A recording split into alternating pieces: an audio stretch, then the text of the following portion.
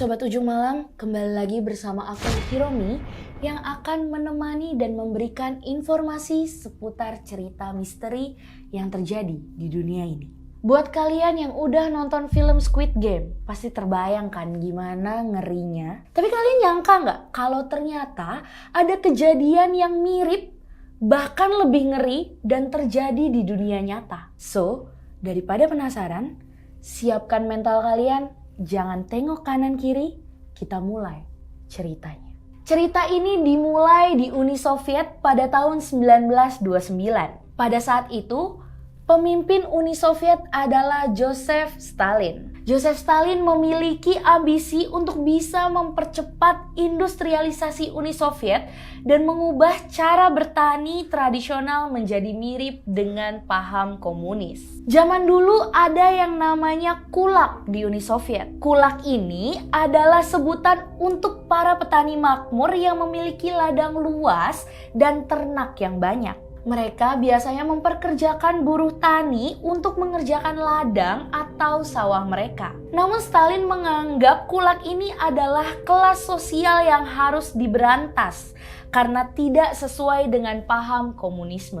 Disinilah kulak ini mulai dihilangkan dan lahan pertaniannya dijadikan lahan bersama. Jadi semua itu adalah lahan milik negara. Untuk kulak yang tidak terima dengan kebijakan ini, pilihannya hanya ada dua, yakni dieksekusi atau digiring ke gulag. For your information aja nih, gulag merupakan penjara berbentuk camp. 3 juta kulak pun tewas akibat kebijakan Stalin yang ada pada awal tahun 1930-an ini. Dan karena kulak banyak yang ditangkap, membuat sistem pertanian kolektif menjadi tidak lancar. Hal ini karena petani tersisa yang tidak tertangkap menjadi harus bekerja lebih keras untuk membackup pekerjaan petani yang ditangkap. Lalu di tahun 1932 sampai 1933 terjadilah kelaparan hebat di Uni Soviet. Di tahun itu kelaparan melanda dan jumlah tahanan di gulag tidak terkontrol.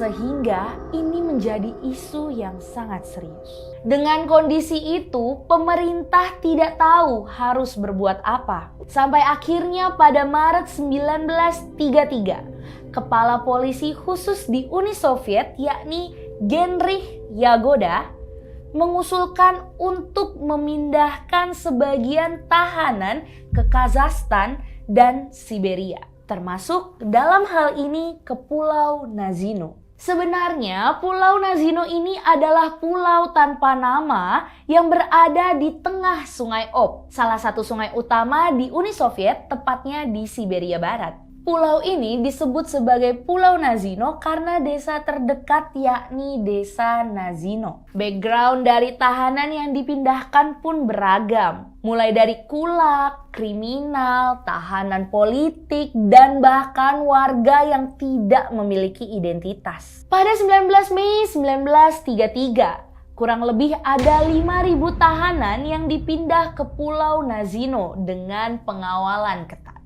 Kondisi ini diperparah dengan letak Pulau Nazino yang berada di Siberia Barat. Buat yang belum tahu, Siberia adalah wilayah dengan cuaca terekstrim di dunia. Dan parahnya, itu wilayah Siberia sedang dilanda salju. Karena itulah selama perjalanan ke Nazino, para tahanan yang tidak memiliki cukup makanan dan logistik kesulitan untuk sampai dengan selamat.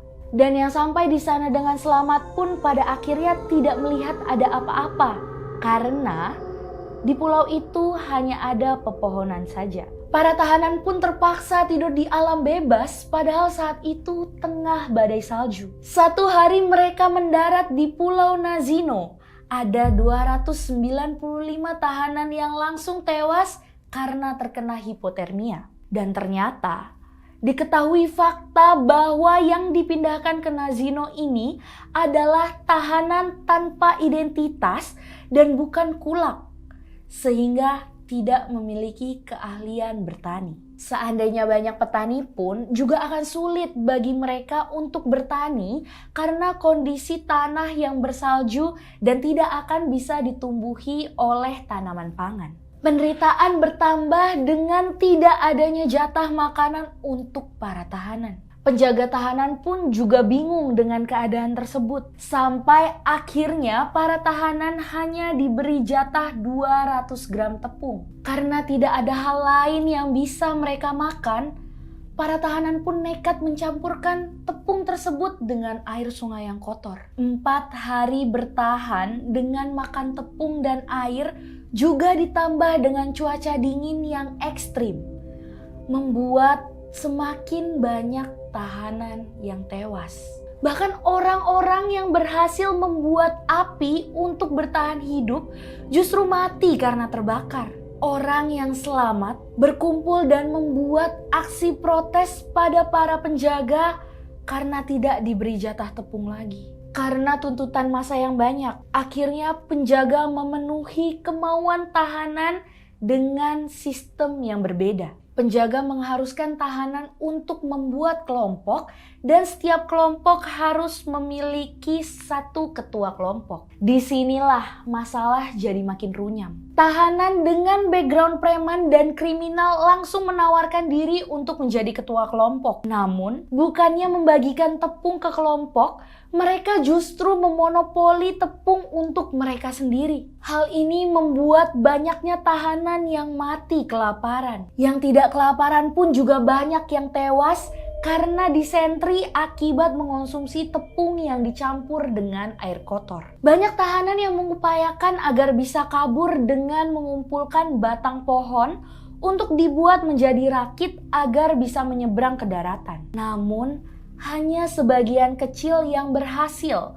menyeberang dan selanjutnya menjadi objek berburu para penjaga. Sebagian besarnya gagal menyeberang dan tenggelam di sungai Ob yang dingin. Keadaan ini diperparah dengan banyak penjaga yang meminta jatah ketahanan perempuan untuk memenuhi nafsu mereka dengan imbalan roti. Di hari ke-10 terjadilah kanibalisme pertama yang dipelopori para tahanan kriminal. Kanibalisme ini baru diketahui setelah adanya dokter yang dikirim ke pulau tersebut untuk memantau kesehatan para tahanan. Begitu mendarat pada tanggal 5 Mei, dokter tersebut langsung menemukan 5 jasad yang sudah tidak utuh lagi. Ada bagian tubuh yang diambil untuk dimakan. Yang lebih tidak manusiawi lagi, dengan keadaan kanibalisme karena kurangnya pangan,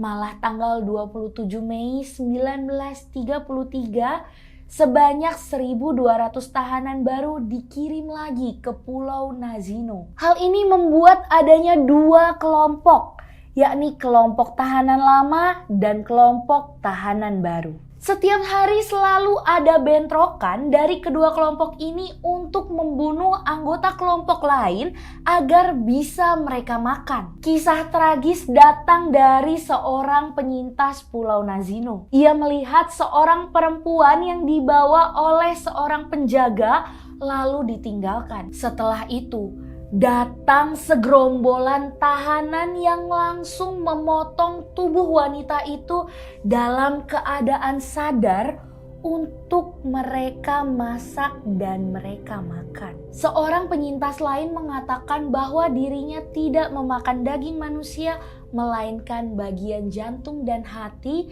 dengan cara menusuknya dengan ranting kemudian dibakar di perapian. Kebrutalan ini akhirnya berakhir di bulan Juni hingga Agustus tahun 1933. Dari kurang lebih 6.600 tahanan yang dikirim ke pulau ini, sebanyak 2.200 orang berhasil bertahan hidup dan akhirnya dipindahkan. Setelah semua tahanan dipindahkan, ada seorang pengajar Partai Komunis yakni Vasily Valiko yang melakukan penelitian dan penulisan laporan mengenai tragedi di Pulau Nazino ini. Setelah laporan ini selesai dan dikirimkan ke pemerintahan pusat, Justru Falisi ini dipecat dari Partai Komunis dan laporannya ini dibungkam untuk tidak diketahui publik. Dan akhirnya hal ini disembunyikan selama 60 tahun. Namun akhirnya saat Uni Soviet pecah, pemerintah memutuskan untuk mempublikasikan laporan Falisi ini. Warga Nazino yang menjadi saksi sejarah kejadian pun menuntut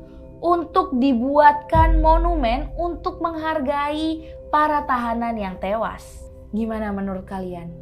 Squid Game yang jelas ada hadiahnya aja bisa terasa sekejam itu.